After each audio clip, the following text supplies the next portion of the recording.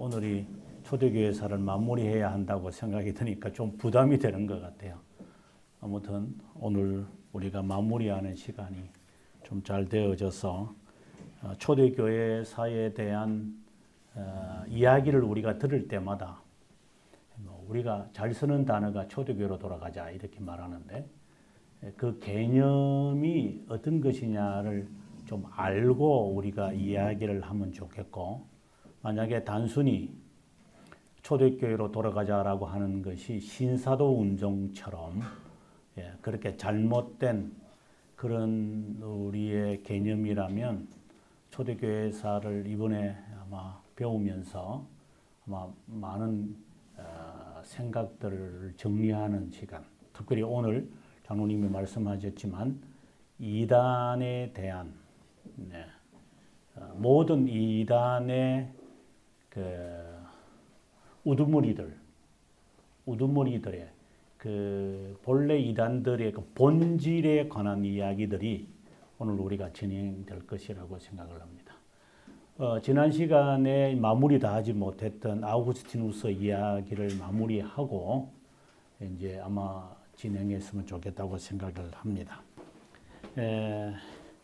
우리가 150페이지가 참 중요한 내용입니다만, 먼저 제가 시작하게 될 때에 네 기둥이 있다라고 이야기했습니다. 먼저 로마 제국을 이해해야 한다. 그 다음에 두 번째의 기둥은 우리가 핍박에 관한 이야기를 했습니다. 핍박과 로마 제국은 같이 이렇게 나란히 가고 있다라고 하는 것을 기억하시면 좋을 것 같고요. 그 다음에 우리가 지금 교부에 관한 이야기를 제일 마무리하는 오늘 시점에서 아마 가장 많은 이야기를 지금 하고 있지 않나 하는 생각을 해봅니다. 그리고 난 다음에 우리가 마지막으로 이단에 관한 이야기를 하겠습니다.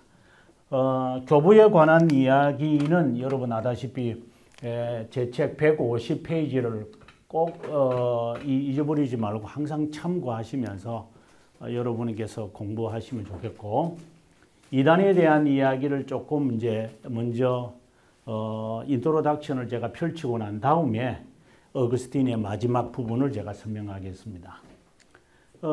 지금 한국교회 뭐 이단이라든가 이런 한국교회 이단은 그렇게 저는 중요하다고 생각하지 않아요. 그것은 한국교회 이단은 그 조물액이라고 저는 생각을 하기 때문에 우리 속 안에 있는 이단성이 더 위험하다고 봅니다. 모든 이단들의 그 내막에 항상 있는 게 영지주의라고 하는 이거 잊어버리면 안 됩니다. 영지주의에 대한 개념을 항상 이 마음에 생각하지 않으면 이단을 나중에 예를 들어서 이단에 빠진 사람을 돌이키게 하는데 이게 아주 중요한 근저를 흔들어 버리기 때문에, 그래서 이 영지주의에 대한 사상을 우리가 아마 가장 중요하게 다루게 될 것이고, 여기에서 파생되어지는 이단들이 이제 등장을 하는데, 그 중에 첫 번째가 이제 반삼일체라고 하는 이단입니다. 혹시 이게 있으면 좀 더 새로 하나 갖다 주시면 좋을 것 같은데요. 반삼위일체론, 이게 이제 초대교회사에서 많이 다루어지는 이단이 첫 번째죠, 이게요. 그 다음에 두 번째로 우리가 이단이라고 할 때에 단성론 이단이라고 하는 단체가 나옵니다. 단성론. 단성론과 반삼위일체론은 이 두 사상은 그 짝을 이룹니다. 말로는 이제 반삼일체론, 단성론이라고 하지만 실제로는 이걸 어떻게 전개해야 되느냐면 그리스도의 신성과 인성에 관한 감사합니다. 그리스도의 신성과 인성에 관한 이 논쟁입니다. 반삼일체 그리스도의 신성에 관한 이야기고, 단성론 그리스도의 인성에 관한 겁니다. 그렇다면 영지주의에서 영향을 받아서 다루어지는 이단의 이단성을 찾아내는 가장 핵심적인 것은 그리스도론입니다. 그리스도론. 예, 이 그리스도론에 이 영지주의가 영향을 끼치는 겁니다. 이것은 이단의 핵심입니다. 그리스도, 영지주의라고 하는 철학이거든요. 이거는 철학이거든요. 이 철학이 교회 안에 쉽게 말해서 중생되지 않은 사람이라고 얘기합시다. 예. 여가지로 걸러내지 않고 어떻게 걸러내기는 쉽지는 않죠. 겉으로 볼 때 이 사람이 어떤 사람이라는 모르니까 일단 교회는 다 받아들이는데 그 받아들여서 성도를 양육해 가면서 그들이 갖고 있는 이 영지주의라고 하는 이 철학적 이 체계를 버리지 못하면 환경만 되면은 언제든지 이 문제를 거론되어져서 나타납니다.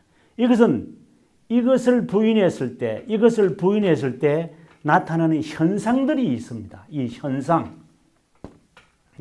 현상들이 이제 나타나는데 그리스도의 신성에 대한 개념이 파악이 안 되면 나는 예수님이 하나님이시라는 걸 나 믿는데 그 개념을 가지고 지금 이 이야기를 하면 안 됩니다.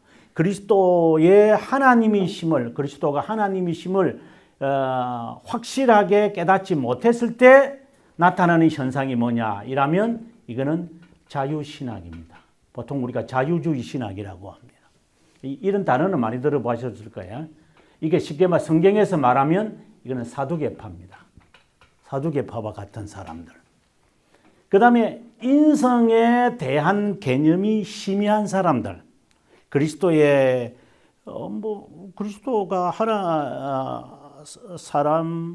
사람인데 이런 개념이 아니라 그리스도의 신성과 인성의 이 관계에 대하여 제대로 개념화가 안 되어 있는 사람들은 어떤 현상으로 이것이 나타나느냐 하면은 지금의 영성신학이라고 보시면 됩니다. 굉장히 좋은 단어로 말을 하죠. 영성신학이라는 게. 그러나 이것은 매우 위험한 신학입니다. 이것은 이제 좀 다른 말로 말하면, 이것은 신비주의라고 보시면 아주 이해하기가 좋을 겁니다. 신비주의라고 하는 이 개념. 신비주의라고 하는 이 개념은 우리가 다 신비적인 신앙생활을 하고 있기는 하지만 신비주의에 빠지고 나면 지금의 오순절파라고 생각하시면 될 거예요. 이론적으로. 그렇다면 여러분 보실 때 한국 교회가 거의 신비주의에 빠져 있다고 보십니다. 그럼 신비주의에 빠지고 나면 이 사람들은 어디에 무관심하느냐 하면은 실생활에 그렇게 관심이 별로 없습니다. 기도하면 다 되는데 그걸 걱정해? 이런 식으로. 제가 알고 있는 지금의 우리 총신대 교수 가운데 한 분도 겉으로는 이렇게 이런 거 하지만 그분은 이제 카드도 끄집어내 가지고 농협의 그 ATM에 가가지고 믿습니다 죄야. 그래서 나는 그래 못 해봤다니까. 교수님 믿음이 참 적으시군요. 믿으면 뭐든지 합니다. 이래서 이게 참 고치기 어렵겠다 하는 생각을. 그 자체를 제가 정죄하려고 하는 것이 아니라 그것이 그의 삶의 전체에 이렇게 표현돼서 나타나는 것이죠. 그래서 이런 현상들이 드러나기 때문에 우리가 지금 거슬러 가서 이것을 연구를 하고 파악을 하고 분석을 하고 분별할 수 있는 우리의 자체가 돼야 돼요. 이 자체를 비판하는 것이 아니라 그들의 근저 속에 있는 것을 아예 그 기조 자체를 흔들어 버려야만이 우리가 병도 마찬가지잖아요. 그래서 이걸 고쳐낼 수 있는 것이지 지금 겉으로 드러난 약방에 가서 조제해 주세요. 이렇게 해서 이단에 대한 문제를 한국교회가 해결한다는 것은 그것은 눈 감고 아웅거리는 것밖에 안 되는 거죠. 그건 아무 의미가 없어요, 실제로. 아무 의미가 없는 거고 안 고쳐집니다. 이 근본적으로 이렇게 가서 자신의 모습이 아마 지금 제가 강의를 나중에 이제 두 번째 시간에서 이걸 하겠지만 하면은 아마 좀 죄송한 이야기지만 아마 뜨끔뜨끔 하시는 분도 상당의 수일 것이다. 네, 제가 유튜브에 올리는 이단의 역사를 지금부터 제가 근 한 10년 전에 15년 전인가 그때 제가 강의한 내용인데 많은 사람들이 그걸 계속해서 보는 이유가 있죠. 예. 이단에 대한 이 정체성을 파악하게 되면 이걸 어떻게 해결해야 되느냐 하는 자연스러운 문제에 직면하고 그러면 그것에 대한 해결책을 찾아가게 되겠죠. 그것에 대한 해결책은 사실상 하나밖에 없어요. 교리 공부밖에 없어요. 교리 공부. 맞은 사람, 성경 공부하면 되는 거지. 성경 공부하면 되지. 뭐 교리 배우면 이게 그 바리새파처럼 되잖아. 바리새파가 된다고 이야기를 합니다. 그거는 좀 이제 모르는 분들이 하시는 말이고요. 네. 왜냐하면은 이러한 이단들을 접하면서 신앙의 선배들이 마치 지금의 백신을 만들어내는 것처럼 앞으로 이러한 이단들이 등장을 할 때마다 어떤 것을 우리 후손들에게 후배들에게 남겨놔야 하나. 그것이 교리라고 하는 것으로 우리들에게 남겨놓았는데 이거 다 없애버리고 성경제일주의라고 해서 저는 성경만을 이렇게 파고 가시는 것은 있는데 실제로 성경 공부는 교리 공부의 바탕이 안 되면 성경 공부는 교회 지도자들의 전유물에 불과한 거예요. 정말 이해하시겠어요? 이 교리가 바탕이 안 된 성경 공부는 교회 지도자들의 전유물이에요. 전유물. 그래 되면 성직주의에 빠지게 돼요. 성직주의. 이거는 교회의 타락의 제1순위에 딱 등장하는 겁니다. 성직주의. 자, 비판하라는 게 아니라 교회사에서 제가 포함해서 하는 이야기입니다.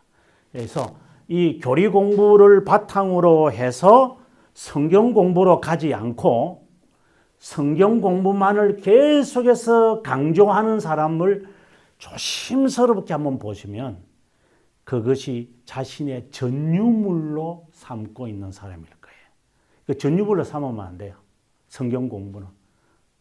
개혁교회가 처음에 시작하게 될 때에 윙글리 여러분 잘 아시겠지만 우리가 종교개혁사에서 배우는데 그가 종교개혁을 시작하게 될 때에 물론 이제 결과는 어떻게 나타난 것은 나중에 문제고 성도들을 그가 1519년에 이제 쭈리에게서 교회에서 목회를 할 때 그때 당시에 젊은이들을 모아가지고 히브리어를 가르치고 라틴어를 라틴어는 뭐 다 배우는 사람이니까 그 다음에 헬라어를 가르치면서 그 말은 이것을 성경을 알게 하기 위한 공부를 그들에게 시켰던 거예요.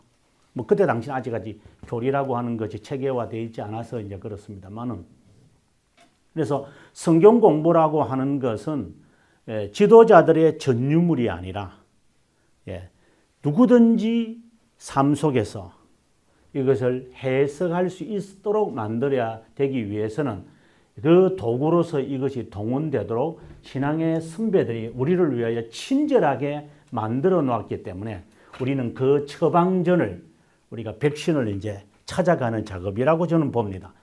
그 다음에 이제 또 하나의 이단, 이건 아주 세 번째 이단이 등장을 하는데 그게 펠라기우스주의라 이래가지고 펠라기우스주의. 지난 시간에 잠깐 제가 언급을 했는데 이거는 어거스틴과 관련되어지는 이야기입니다. 펠라기우스주의라고 하는 이 이단에서 파생된 이 펠라기우스주의는 거의 영지주의와 펠라기우스주의는 거의 거의 쌍둥이라고 생각하셔도 되는데요. 펠라기우스주의는 마치 사두개파하고 거의 같거든요. 현대판 펠라기우스주의라고 하면 계몽운동가라고 생각하면 돼요. 계몽운동가들, 그러니까 철학가들이죠. 그래서 이 펠라기우스라고 하는 사람이 수도사이지만 수도사입니다. 하지만 이는 이 펠라기우스라는 사람은 계몽운동가예요. 계몽운동가라는 말이 너무 이게 포괄적이라면은 조금 더 제가 설명을 한다면, 당시에 계몽운동이 이제 자연신론으로 디즘이죠. 영국에서 이제 시작을 하게 될 때에 이 계몽운동을 일으켰던 사람들이 여기 지금 이신론입니다. 이신론을 시작했던 계몽운동가들이 한결같이 이들이 이성주의에 있었어요. 이성주의에. 교회가 타락하고 교회가 부패하는 것을 바라보면서 이들은 이성적이어야만 된다고 주장하는 사람들이었어요. 이때 당시에 누가 활동을 했나요? 청교도예요. 그래서 제가 청교도 신학을 이제 학교에서 가르치면서 제가 늘 그래요. 청교도 신학이 만병통치약으로 알고 있는데 그는 천천만만의 말씀이라고 내가 늘 이야기합니다. 청교도 신학을 조심을 하라고. 저도 청교도 신학을 따르는 후예 가운데 한 명이지만, 청교도 신학이 그렇게 훌륭했다면 조금 비판하는 이야기죠. 왜 디즘이 흥왕하고 지금 영국에는 왜 청교도가 다 없어져 버렸죠? 없어져 버린 거예요. 오히려 성공회와 감리교가 그 자리를 대신했지요. 그렇다면 그때 당시에 이분들이 직면했던 이 이신론, 이성주의, 그 관점을 바라보면서 그분들이 귀중한 책들을 썼거든요. 이걸 이해하지 않고 이들만 파고 들어가면 그런 판판이 깨지는 겁니다. 우리가 조나단 에드워즈를 존경하는 이유가 그가 후세대 사람으로서 당시에 유럽에서 유행하고 있는 이 계몽 사상을 그가 하나씩 비판하고 거기에 대해서 반박하고 했던 것이 고마운 것이죠. 그래서 우리가 청교도 신학을 공부할 때에 이 사상들이 같이 공존하고 있었다라고 하는 사실을 알게 되어지면 이제 청교도 신학에 대한 개념이 이제 조금씩 이제 되어지는 거예요. 이거 없이 이거 하면 안 돼요. 그래서 펠라기우스주의라고 하는 이 개념을 이해하려면 우리가 어거스틴을 자연스럽게 알게 되어지는 거예요. 어거스틴을 알려면 펠라기우스를 또 알아야 돼요. 그래야지 어거스틴주의라고 하는 이 사상을, 어거스틴주의죠. 어거스틴주의를 우리가 이해하게 되어져요. 조금 다르게 이야기하고 다시 또 이쪽으로 와볼까요? 지금 우리가 칼빈주의라고 그래요. 칼빈주의는 다른 말로 한다면 우리가 개혁신학이죠. 개혁신학이라고 그래요. 뭐 개혁주의라도 표현하시는 분이 있는데 그거는 뭐 그 자유스럽게 하시더라도 어쨌든 개혁신학이 정확한 이제 말인데, 칼빈주의를 이해하려면 무엇을 상대적으로 이해해야 될까? 제가 청교도 신학을 이해하려면 당시에 자연신론을 파악을 해야 한다고 그랬어요. 어거스틴을 이해하려면 펠라기우스를 이해해야 한다고 했어요. 이건 상대적인 거예요. 사상은 적이 없는데 만들어지질 않거든요. 자, 그렇다면 칼빈주의를 우리가 지금 칼빈주의에 따르겠다라고 우리가 선뜻 제안을 하면은 무엇을 상대적으로 알아야 되느냐? 여기에는 로마 카톨릭주의가 들어가야 돼요.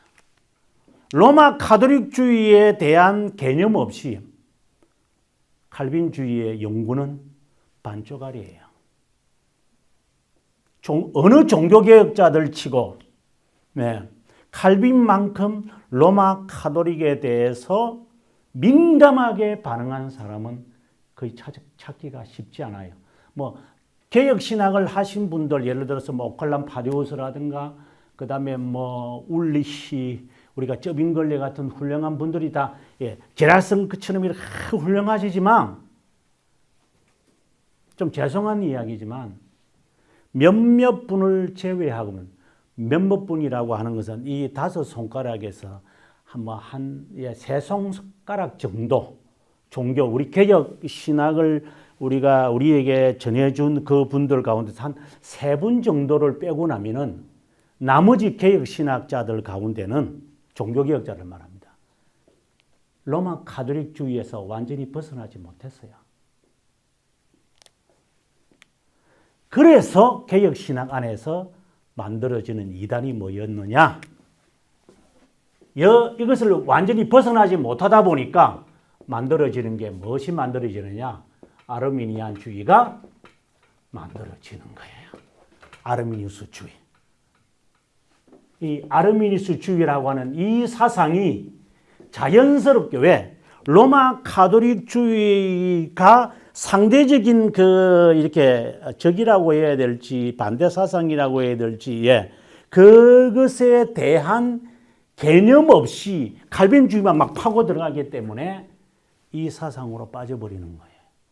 그래서 우리가 어떤 것을 하려고 할 때에 왜 이분이 저토록 저것을 저렇게 추구했을까 할 때는 그가 염두에 두면서 반박하며 했던 것을 바라보고 우리가 접근해 가야 되는 거죠. 그래서 지금 우리가 어거스틴을 우리가 공부를 하려고 한다면 이제 제가 그분의 사상에 대해서 이제 설명을 하겠지만 항상 염두에 펠라기우스주의라고 하는 것을 염두에 두고 있어야 이분의 사상을 이해하고 이분의 사상을 이해하게 될 때 이제 개혁 신학이라고 하는 입문을 이제 조금 이제 커튼을 이래 조금 한번 이렇게 제친다고 해야 될지 거두어낸다고 해야 될지 아니면은 그 커튼 안에 있는 소리를 듣는 것이라고 해야 될지 이제 그런 개념인 거죠. 그래서 어거스틴주의를 바라보면서 상대적인 펠라기우스를 바라보면서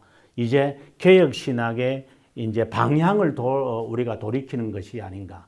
그러면서 동시에 생각해야 되는 게 어거스틴에게는 아직 로만 가톨릭주의라고 하는 개념이 아직까지는 그때 만들어지질 않았기 때문에 그런데 어거스틴 때는 이 로만 가톨릭주의라고 하는 것이 형성이 안 됐겠지만 어거스틴이 있을 때에 펠라기우스주의가 아닌 반쪼가리 세미라고 그러는데요. 세미 펠라기우스주의가 만들어지기 시작해요. 이게 형성이 돼요. 이 세미 펠라기우스주의가 이제 로마 가톨릭주의로 쑥 하고 빨려 들어가요. 그러면 여러분 조금 이제 전체가 좀 감이 잡히는지 모르겠는데 칼빈주의를 이해하려면 제가 뭐를 염두에 두라고 했냐면 로마 가톨릭주의라고 했어요. 그게 개혁 신학의 한 부분이에요. 이 부분에 대하여 개념화가 안 되면 칼빈주의를 제대로 파악하기 어려워요. 만약에 개혁 신앙을 부르짖는 자가 로만 가톨릭에 대한 반발이나 반박이나 논박이 없이 이걸 주장을 하는 사람이 있다면 조금 조심해야 돼요. 왜? 상대적이었기 때문에. 만약에 그의 마음속에는 이것이 있다고 잠정적으로 판단해도 괜찮아요. 저는 신학을 하면서 또 학교에서 학생들을 가르치면서 또 여러 교회 지도자들, 교계 지도자들이 학교에 와서 이렇게 하는 행동들을 보거나 말을 하거나 하는 것을 보면 좀 죄송한 말이지만 정말 죄송하지만 이 사상을 저는 많이 봐요. 왜? 이 정체를 모르기 때문입니다. 그래서 개혁신학을 말하면 이것을 말해야 돼요. 만약에 지금 여러분도 마찬가지일 거예요. 로만 가톨릭주의 그게 이렇게 버벅거리지 마시고 로만 가톨릭주의는 바로 세미 펠라기우스주의라고 하는 것을 아셔야 돼요. 그래서 우리가 어거스틴을 존경하는 것 가운데 하나가 바로 그 점이죠. 세미 펠라기우스주의의 이 움직임을 어거스틴은 보는 거예요. 그리고 이것이 만들어지고 529년에 만들어지고 그리고 난 다음 이것이 이제 로만 가톨릭주의로 쑥 빨려 들어갔고 그 빨려 들어가게 될 때에 이 세미펠라기우스주의는 누구에게 보존되고 있었는가? 나중에 우리가 마지막 시간에 공부하게 될 수도사들이 이 사상을 듬뿍 머물고 있다가 이제 로만 가톨릭주의 안으로 이들이 그 머무른 그 채로 쑥 들어가 버리는 것이죠. 그리고 로만 가톨릭주의 안으로 들어가서 이제 활동하게 되어지면서 결과는 뭐냐? 세미펠라기우스주의도 그렇고 로만 가톨릭주의도 그렇고 이 사상이 들어가면 이 안에 만약에 들어온다면 그 다음에 길은 간단해요. 그는 교회가 타락하는 거예요. 그래서 우리 청교도 신앙의 선배들은 이거 유의하라고 했던 거예요. 이 사상들을. 그렇게 증오했던 거예요. 그런데 청교도 사상을 연구하시는 분들이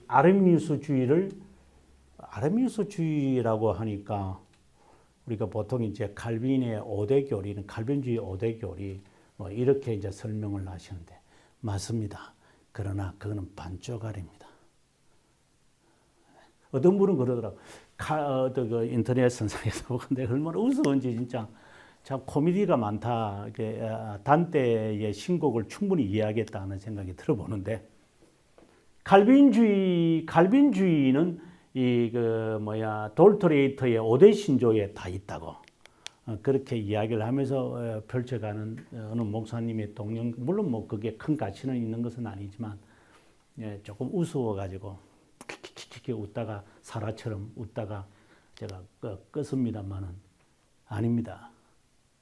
그것은 칼빈주의에 대해서 아직까지 완전히라기보다는 좀 제대로 선지식이 아직 확실하지 못한 것입니다. 나중에 우리가 이야기를 할 때가 있을 거라고 생각이 들고요. 아무튼 이 전체의 이 그림을 좀 이해하면 좋겠습니다. 다시 한번 제가 간단하게 이야기를 하겠습니다.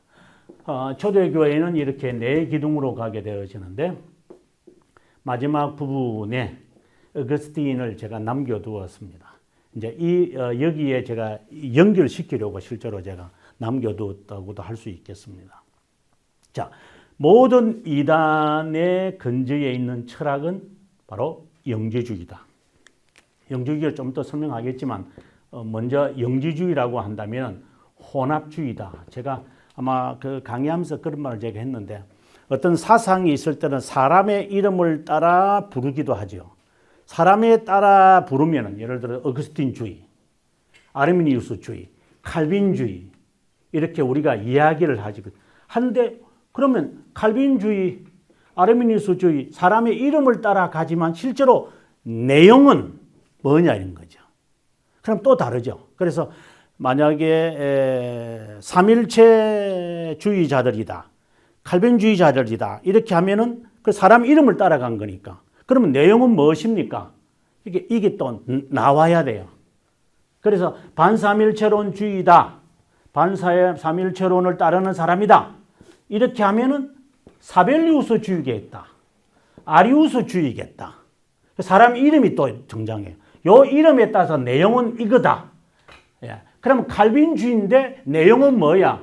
개혁신학이다. 이렇게 나오는 거예요. 같은 말이지만 이름을 따라가느냐 내용을 따라가느냐는 또 다른 이야기죠. 그래서 영지주의라고 하는 것은 그들의 이름이에요. 영지주의. 그렇다면 그 내용으로서 말했을 때 이름은 뭐냐? 혼합주의. 이렇게 되는 거죠.